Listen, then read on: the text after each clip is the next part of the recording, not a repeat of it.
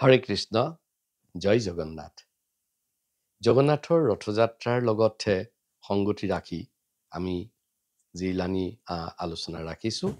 আজিৰ যিটো আলোচনা তাত আমি জগন্নাথ আৰু মাধৱ দাসৰ মাজত এজন ভক্ত জগন্নাথৰ অতি প্ৰিয় ভক্ত মাধৱ দাসৰ লগত এটা লীলা হৈছিল সেই লীলাটো ক'ব বিচাৰিছোঁ ইতিমধ্যে আমি ভক্ত মাধৱ দাস আৰু জগন্নাথৰ কঁঠাল চুৰি লীলাৰ সম্পৰ্কে কৈছোঁ আজিৰ এই লীলাটোত আমি জগন্নাথৰ যিটো অনাবসৰ কাল চলি আছে বৰ্তমান মানে স্নানযাত্ৰাৰ পৰা আমাৰ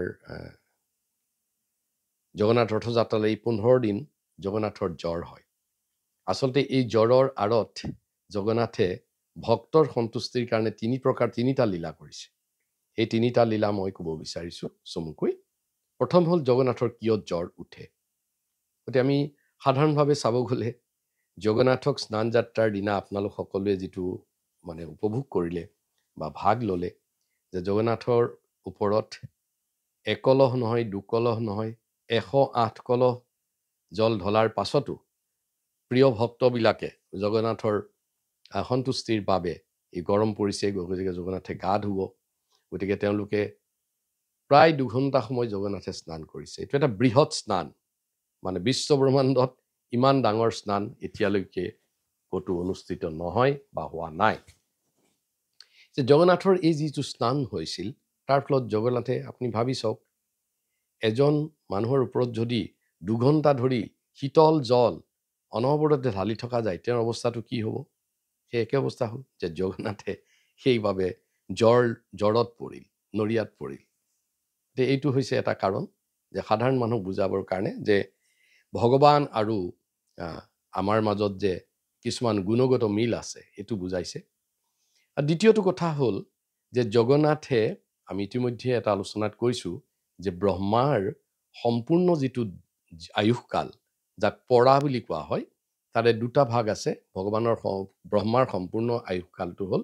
100 বছৰ তাৰে 50 বছৰত কৃষ্ণ নীলমাধৱ ৰূপে থাকে আৰু পাছৰ 50 বছৰত কৃষ্ণই জগন্নাথ ৰূপে থাকে যাই হওক এই যে নীলমাধৱ ৰূপে যেতিয়া আছিল তেতিয়া জগন্নাথে সেৱা লৈছিল জনজাতীয় কিছুমান জনগোষ্ঠীৰ কিছুমান মানুহৰ পৰা তেওঁলোক ভগৱানৰ অত্যন্ত প্ৰিয় ভক্ত তেওঁলোকক চাবৰ গোষ্ঠী বুলি কোৱা হয় এতিয়াও আছে তেওঁলোক গতিকে এই যে লোকসকলৰ পৰা প্ৰথম পৰাব্ধত প্ৰথম 50 বছৰ আয়ুসকালত ব্ৰহ্মাৰ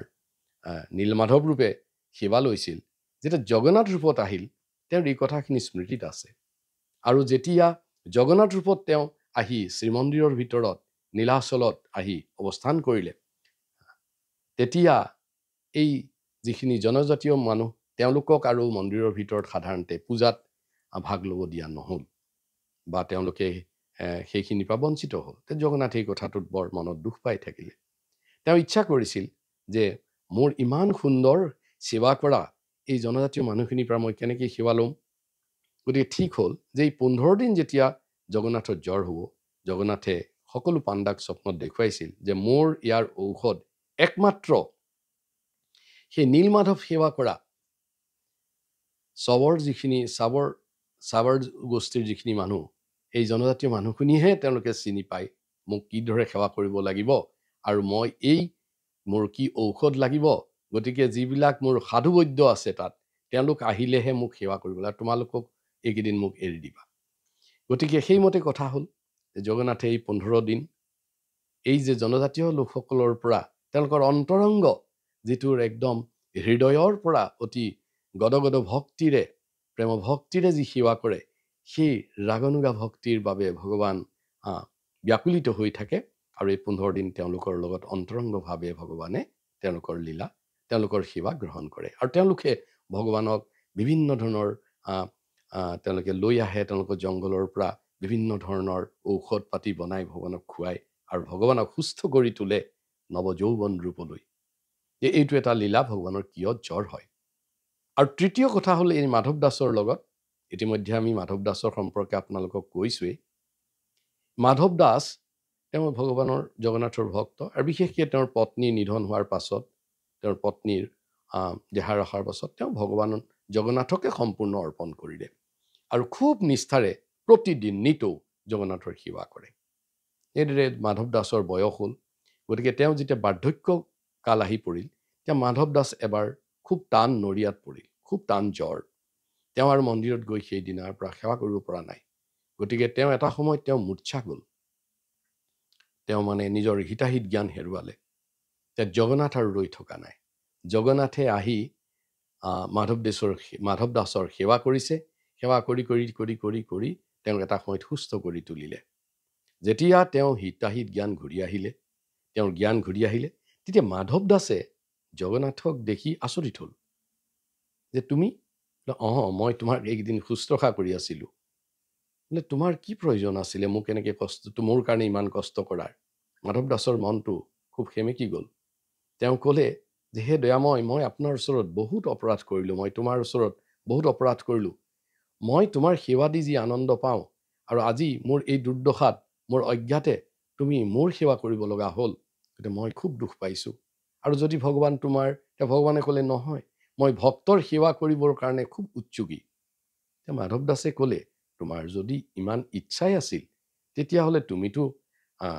ভগৱান, তুমিতো জগন্নাথ, তুমিতো মোক এটা দৃষ্টিৰে গোটেই মোৰ দুখখিনি নোহোৱা কৰিব পাৰিলাহেঁতেন, মোৰ নৰিয়া নোহোৱা কৰিব পাৰিলাহেঁতেন, মোৰ বেমাৰ নোহোৱা কৰিব পাৰিলাহেঁতেন, তুমি কিয় ইমান দিন কষ্ট কৰিলা? তেতিয়া জগন্নাথে ক'লে, ইয়াৰ আঁৰত দুটা কথা আছে। এটা কথা হ'ল যে তোমাৰ লগত মই এটা নিৰবিচ্ছিন্নভাৱে এইকেইদিন সেৱা কৰি যি আনন্দ লভিলোঁ, সেইটো মোৰ আনন্দৰ বাবে। আৰু দ্বিতীয়তে, তোমাৰ যিমান কৰ্মফল আছিল, এই গোটেইবিলাক কাটি গ'ল। তুমি যে অলপ দুখ পালা, কষ্ট হ'ল, কষ্ট ভুগিলা, তাৰ দ্বাৰা তোমাৰ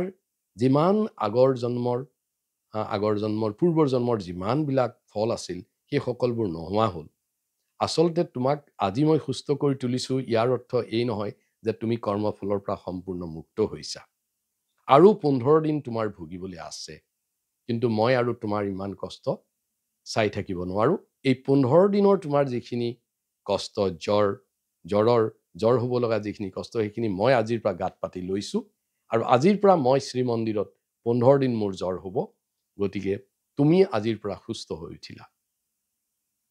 মাধৱ দাসৰ দুচকুত আনন্দ অশ্ৰু বাগৰি পৰিল আৰু জগন্নাথৰ শ্ৰীচৰণত পৰি পৰি কান্দিব ধৰিলে। জগন্নাথে ক'লে যে মই ইমান আনন্দ পাইছোঁ, তোমাৰ নিচিনা ভক্ত এই জগতত খুব বিৰল, আৰু তোমাৰ গোটেই কৰ্মফল কাটি দিছোঁ। আৰু এই 15 দিন মোৰ জ্বৰ হোৱাৰ ফলত তোমাৰ যিখিনি এই বাকী 15 দিনৰ কৰ্মফল সি মই কাটিম, মই দায়িত্ব লৈছোঁ, আৰু তাৰ পাছত তুমি বৈকুণ্ঠলৈ গমন কৰিবা। এই এটা কাৰণ আছিল জগন্নাথৰ 15 দিনৰ কিয় জ্বৰৰ লীলা কৰে। আচলতে আমি জানো যে ব্ৰহ্মসংহিতাত কোৱা হৈছে 5.1 5.1 যিটো শ্লোকা, যে ঈশ্বৰ হৈছে সৰ্বকাৰণ কাৰণম। গতিকে ঈশ্বৰৰ কোনো কথাই, ভগৱানৰ কোনো কথাই কাৰণ নোহোৱাকে নহয়, তাৰ অন্তৰালত বহুত কাৰণ থাকে। ঈশ্বৰ পৰম কৃষ্ণ সচ্চিদানন্দ বিগ্ৰহ অনাদিৰ আদি গোবিন্দ সৰ্বকাৰণ কাৰণম। ভগৱানে যিমানেই লীলা কৰিছে, সেই মধুৰ মধুৰ লীলাবিলাকৰ আঁৰত ভগৱানৰ এটা মুখ্য উদ্দেশ্য থাকে, সেইটো হৈছে ভক্তক উদ্ধাৰ কৰা, ভক্তক মনোৰঞ্জন দিয়া, বা ভক্তৰ জীৱনত অহা যিবিলাক দুখ, সেই দুখবিলাক কাটি দিয়া। গতিকে আমি দেখিছোঁ যে জগন্নাথৰ এই 15 দিনীয়া যিটো জ্বৰ, তাৰ আঁৰত বহুত মধুৰ মধুৰ লীলা সোমাই আছে।